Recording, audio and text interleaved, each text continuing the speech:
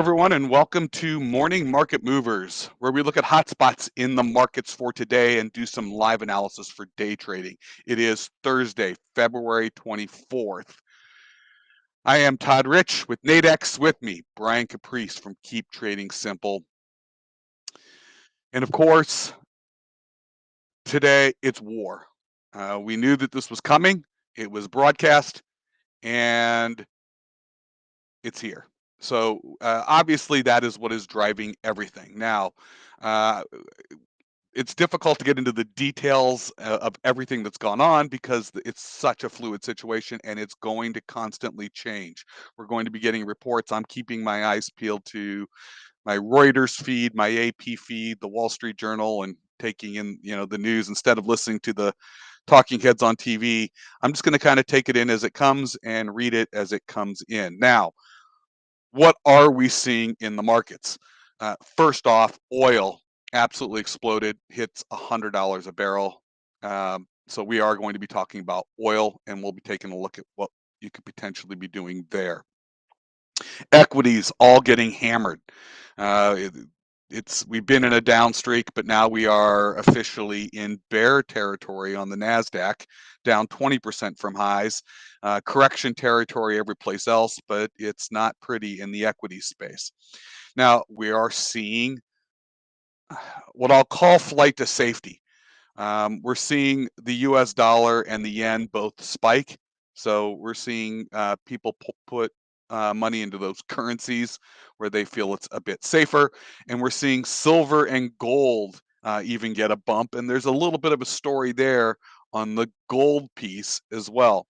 So we've got everything moving around. Oil up, equities down, silver, gold, dollar, yen, all up. This isn't pretty, but we've known it's been coming, and it's going to be a news and headline-driven market. So as things move around, if you're trading these markets, and there is lots of volatility, which creates opportunity, Nadex products with their absolutely defined risk before you even get into the trade is one way to do this, so that you can get in there and at least have some protections on, because we really don't know what's going to happen next. Before we jump into it, I do need to share this disclaimer that trading involves risk and may not be appropriate for everyone, that any trading decisions you make are solely your responsibility and at your own risk. And this is an educational session. Please do not construe anything Brian or I say as a buy or sell recommendation. We are doing this for your education purposes. I'll just quickly bring up, look at the chart of oil. It's just all, and it did break 100, and it's hovering now in the 99 plus area. Volatility across the market. So Brian, let me flip it over to you. We can run through a couple of the headlines and then let's get into the charts. Yeah, I'm thankful this morning for noise canceling headphones and software. Kip is on me again, guys, and he's been quite loud. So if you haven't heard him, NVIDIA we broadcast. Can't hear him. Yeah, NVIDIA broadcast is taking background noise out. I'm like, it's not really background. He's like 4 inches from the mic, but he is quite animated this morning. So yeah, so there's obviously been some major headlines. I don't think any can be really expected. I would say right now that most of this is all fake breakouts. Obviously, oil is the one that we expected, that if it happened, we kind of knew that it was going to go up probably to 100, and it did. That was kind of the first piece of the puzzle that we talked about yesterday. Crude oil inventories come out today. There's supposed to be a slight downdraw, but it's not really going to necessarily matter. What they're looking for now is the headline for the Ukrainian. I'm sorry, not the Ukrainian, the Iranian oil to come online, and we should see oil collapse back down again. As well as, the biggest thing that Biden thus far has said is that he doesn't want people to be paying higher prices at the pump, which is counterproductive for what he's already done policy-wise. So he's already mentioned it. We're waiting for that headline and the Iranian headline, so I'd be looking more for short opportunities at this point. Again, the oil inventory report today, it'll matter. And again, the API number came in quite high. You can see that the API number came in high, but their forecast was there was supposed to be a surplus. Remember, the API is the industry-specific reports. Of course, the industry is like, no, we got to stabilize prices. We got so much extra oil right now, right? So I don't know that this is, one of those days where it's going to come in as predicted. And again, it can definitely be off. I So we'll wouldn't see be what that looks surprised. like today. Yeah, What? yeah, I Go ahead. wouldn't be surprised. We'll see what those numbers are, although it doesn't really matter in the backdrop of everything else going on. But I wouldn't be surprised to see surplus. I wouldn't be surprised if the U.S. itself hasn't been, right? They had to put oil back in the reserves that we released, Yeah, remember we uh, released it from the reserve, which and start was a stock. temporary halt, and it did nothing. And now And, we're back in the same situation. So well, I mean, and they probably, for all we know, they've been stockpiling it, knowing that this is coming too, probably, so yeah. they I mean, can. that's not a Right, number that it's called the strategic oil reserve for a reason. We kind right. of don't hear how that gets funded, Right. and Or what or production is what's in online. there, right? What's in there? How Right, much is in there? So right. I'm Yeah, probably pretty yeah. confident they've. And remember, part of that too is we'll never see it. It's supposed to be, there are things in quote wartime that they're allowed to do without announcing to the public. Yeah, I believe that this technically qualifies as that. So, yeah, we'll see what the number looks like. Obviously, this spike. We're waiting for two news headlines. I mean, what else could happen now that we go to war? Okay, well, we're not at war, but there is a war currently going on. So, could it go even higher? Maybe yes, maybe no. I don't know. We're waiting for the G7 headlines. The G7 is meeting right now, and they're talking about putting the most severe sanctions on there. Sanctions only work if the other person is actually hurt by it. And right now, the or the opponents, I guess you got to make sure you say the right one. The anti kind of Putin people out there, they're saying, listen, the Russian people need to understand that because of this aggression, the future of Russia is at stake because we're going to be denied technology and Russia will fall farther behind.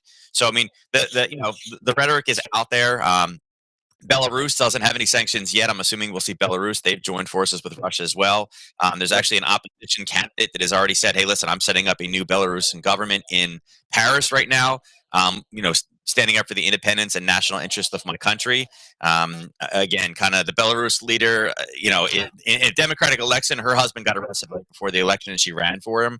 A lot of fraud and stuff like that went over there. So I would expect something to happen to Belarus as well. But so the terminology, people are saying some of the right things out there, but as far as what we can do with oil, I think looking for short opportunities is going to be where it is. They're obviously, the president has mentioned it, and this kind of goes back to kind of the same thing. If you guys remember when Obama and when he took office in that February, he's like, the stock market's a great place to be, and Warren Buffett was like, hey, it's a great place to be in the stock market, and they were calling it from the bottom. It's kind of one of those things. Biden has already mentioned that this is a priority for him, that he realizes that he has to get pump prices down. So I think, again, finding a good spot in crude oil. Could it go much higher? I don't know what else could happen really worse, right? I mean, if war breaks out in the Middle East, maybe, but besides that, everybody's chomping at the bit that like, hey, we got oil, buy our oil. So, the goal is if you're trying to hurt Russia, you got to hurt them with oil. The sanctions, this is the headline we've seen from the sanctions thus far. China has now basically agreed that they're going to take all Russian wheat imports. So, the two big Russia, I guess, produces the most wheat of any nation. I didn't realize that until earlier today, but this is a very, very big deal for them. And the fact that China has tons of people, right? They're like, hey, we'll take all the Russian wheat imports. That's fine. We'll do it. They're getting support already. So our sanctions only work if everybody does it. Their closest neighbor that's supporting them right now is like, hey, we'll take it over. We'll soften the blow of that. So Right. that's not necessarily the best thing. And again, we'll see what happens with China. Maybe if they do really tough sanctions, they'll say, if you support Russia, aka China, then yeah, you'll receive the same one. So who knows? We'll see. Got to look for the headlines. As far as the overall currency market, obviously a lot of play there. But when I said there's a lot of fake outs, it definitely is. There's some dollar strength out there. I wouldn't say it's glowing dollar strength, but compared to some nations, and again, it's all based off exposure right now. Euro dollar, pound dollar, both down over 200. Obviously, way over a daily ATR. There's war right on their doorstep, so it makes sense. Gold, you mentioned, is up. Gold is an interesting story and an absolute fake out right now. People are going to gold for safety, but the Aussie dollar is down 130 pips, double its ATR right now, showing you that Yeah. the proxy is not really working right now. And there's been some articles out, if you guys, I don't have time to go over them today, right now, but look for Russian them. gold. Gold is kind of a weird thing because Russia has a very big supply of gold. So they said, hey, listen, that will be locked out of the market. So again, that the rising prices right now to kind of hurt them. Gold is not necessarily, if you're not already in gold, it's probably not the greatest place to be. And again, it's proxy showing you that it's fake. When I also mentioned fake, you can also look at the dollar Swiss. Now, dollar Swiss is a hard one because the dollar is involved with it. But looking at the Swiss yen, you're seeing the Swiss yen is down. Okay. The Swiss is the ultimate flight to safety currency. For Again, war. Yeah. neutral in every single war. They always have been. They always will be. Small nation. Typically, whenever there's war and people crossing borders, the Swiss is the first thing to gain strength because people want to send to that country because there's no question about it disappearing, right? It is actually down right now, which is not what you normally see in the overall markets. Obviously, the euro and the pound both down versus the dollar. The dollar's more insulated. Dollar CAD is up, right? But what we're seeing with the dollar CAD is we have oil up at $100, which again, the proxies are not necessarily working right now. They're So totally decoupled, right? The proxy for gold, right, proxy for oil, everything not is working. decoupled. Yeah, Yeah. and I'm a big believer in this kind of return to the mean. Everything ends up equaling out over time. With these big decouplings, there's a reason why those couples actually exist in the first place. I tend to like to look for those reversals on it, right?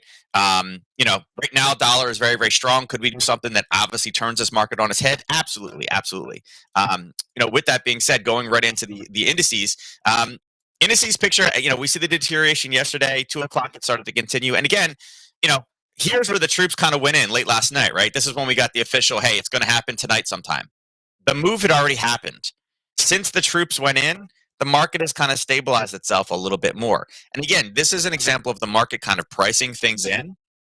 We're down, 2.4% in ES, and we've kind of found the bottom since the Europeans came in. NQ also, most of the move happened yesterday and then started to stabilize last night at about 10 o'clock. Also, the time when we got official notification that they were starting to cross the borders. Since that time, not a whole lot. It's kind of jigged back and forth. YM is the same thing. So, the picture is kind of the same across the board, and it's funny. Russell actually came down and tagged the level that we talked about, this 1884. Looking at the price action here, there's obviously going to be a retail trader kind of sentiment to it. Everybody knows we're at war, and like, oh my God, everything is down. We got to start shorting everything. If you think about this, take a step back and again use a quote battlefield kind of technique on this one. Get that bird's eye view of it. Obviously, any type of war is a major kind of continental kind of situation. Retail traders are going to go in there with a gut feeling and say, "Oh my God, it's already down and got to get in. The market's going to disappear today." That is the ideal kind of ripe opportunity for some type of a rally later today. Because if everybody knows that war is horrible, right? This is kind of that pre-positioning before news that we talk about. I mean, you guys have heard the statement, right? Buy the rumor, sell the news. It's the other way around. Sell the rumor, sell the rumor, buy the fact. Yeah. Now you're seeing the same thing. Yesterday, when we're like, "Oh, war's coming," and went straight down. Now that war's here, we've kind of stabilized, and we've actually put higher lows in, which is kind of one of those things. Like, wait, higher lows? Buyers are starting to establish themselves down below. So, do I think this is the market bottom? Probably not. We probably have a little bit more to go in it, just because, again, there's going to be that initial response. War's here. I got a short. Everything's red, and people see red, and they want to start selling. But the reality is how much exposure, based off of our economy and everything else. I mean, the biggest problem that we have right now from all this is oil. It's not necessarily, we're not getting a lot of goods and services from Russia. If Russia decides to cut off the United States, they have such a minor part of global GDP. It doesn't actually really affect our daily lives on a day-to-day basis. And this is the big gripe that a lot of people are saying. Why are we even getting involved? They don't have any. It doesn't affect us. It doesn't affect all. the U.S. It affects Europe, so it will ultimately impact us. Yeah. But it does, yeah. You're right. But that's what everybody's saying. Don't get involved. It's not our problem. It is our problem. I mean, we're supposed to be the leader of democracy and the protector of innocence and things like that. And it does show up on your doorstep. At some point. It does. Impact you eventually. Yeah. So. Oh yeah, absolutely. And same thing. I mean, you're seeing carryover. There was an article yesterday. The Ukrainians there was an article about a woman in New York City. There's about 150,000 Ukrainians in New York City. She was going to take first aid classes, and if Russia invaded, she was going to go back home to volunteer as a nurse to help her country. And he said these are big. I mean, it's just people are kind of lining up to help support everything. Ukraine. So it changes. Yeah, my housekeeper's Ukrainian. Her sister actually came over here and staying in the States. Yeah. Her parents are too sick to fly. It does impact everything. The Ukrainian civilians are already fleeing. Yep. And I mean, we've seen this. So, and I'm just going to give another analogy. People who complain that all these people are coming up through Central America and through Mexico and ending up at the U.S. border. Well, that's because we didn't do anything in Venezuela, and they fled. And those people are going to go. I mean, Venezuela has oil too. Yeah, but if the dam breaks, the water's going to flow. If we don't do anything in Venezuela, which we didn't. Right. The dam broke, and those people ended up at our doorstep, and it's going to happen. And the same thing's Yeah. going to happen in Europe. People are Yep. going to flee Ukraine, and it's a big, big area. They're going to go somewhere. It's going to impact all Yeah. of the European. I mean, so Yep. it There'll does, be and spillover. eventually Yeah. that does impact the United States. And there Yeah. is another saying, by the way, and this goes to the stock market one, and just you got to keep, the old saying, when there's blood in the streets, buy property. Yeah.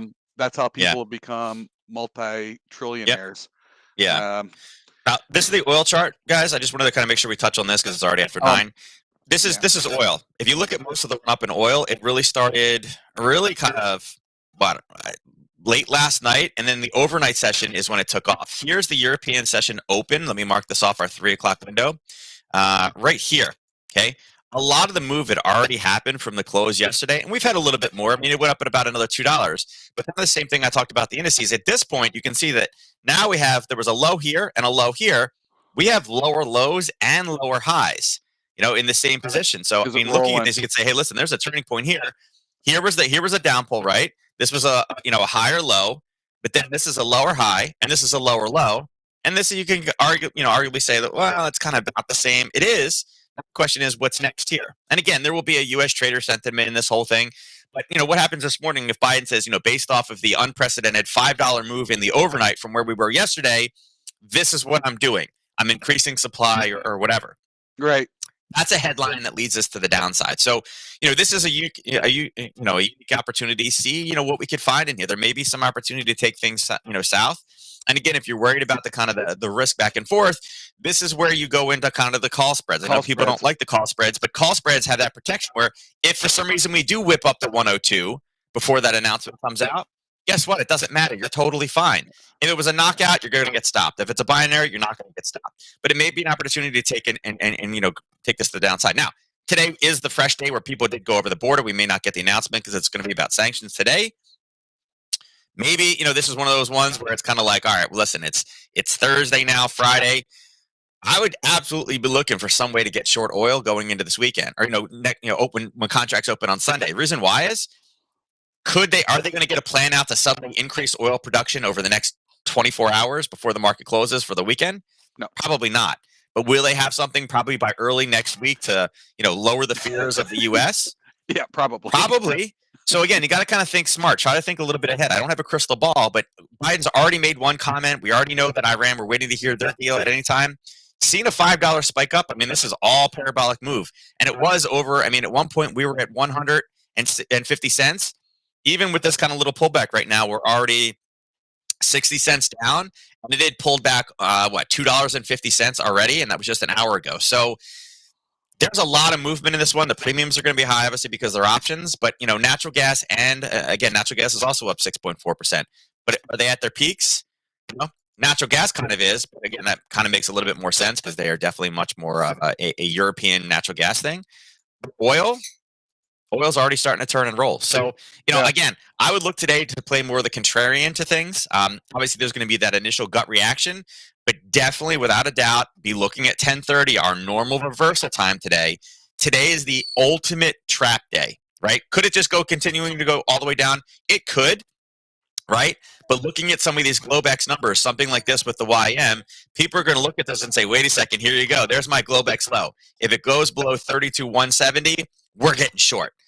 This is kind of how you set up great traps inside of the market. So, again, I would kind of see what that initial push, that initial open looks like. I'm assuming down. And then at 10:30, if we get some basing and we get a little confirmation, there could be some amazing reversals today. So there's because everybody knows it's bad. And again, we're seeing this across the board. I mean, just these monster moves with the dollar strength, the yen strength. Yep. And they all look the same. Interesting that we're not seeing the Swiss franc go along with it. Which you're right, it is the ultimate. That would be the place people go to during war. You're seeing that popping gold and silver. We're seeing oil absolutely take off. We're seeing equities getting absolutely hammered. Everyone's going to digest this news. It's to me, it's like we've all seen this coming. It's like watching a train wreck happen slowly, and it is and it's fine. It's here now. Right now, it's just happened, and we're just continuing on this trajectory. The question is do all these moves actually make sense, and is Yeah. there opportunity out there for trading and for trading opportunity? Yeah, Again, everything is because going to remember, be it's fear. headline-driven news. There's a ton of that out there right now. There's a ton Yep, of fear, and that's there the is a ton of fear, and that's the main driving force with the markets right now. So, and so then greed will kick in, and everybody will, that's you know, that's yep. it happens. We'll live to trade another day. So it's going to make for some interesting trading days today, tomorrow, and then certainly into next week as more headlines come across the board. With Yeah. that, for today at least, any questions for Nadex, please email us, customerservice@nadex.com. If you've got some questions or concerns, feel free to email Brian, support at keeptradingsimple.com, even if it's over the weekend. Particularly, we're here to help. My email is up there as well, todd.rich@ig.com. You got questions, we'll do what we can. We can answer what we can. But it is going to be some interesting volatile times. With that, again, I think we've kind of gone through. There's really, the charts are all outside of their average true ranges. I mean, everything is making very significant moves. We'll see what the retail trader has to say in 25 minutes when they come into the markets. As Brian said, again, that's kind of an interesting one. Take a look around those 1030 retracement levels or reversal levels. And we will be back tomorrow morning. Until then, trade safely and good luck in the markets. We'll catch you tomorrow. Oh, and by the way, if you like what we're doing, please drop those likes in on YouTube. We do, or on Facebook or wherever you're watching us. We do appreciate that. Thanks, everyone. We'll catch you tomorrow.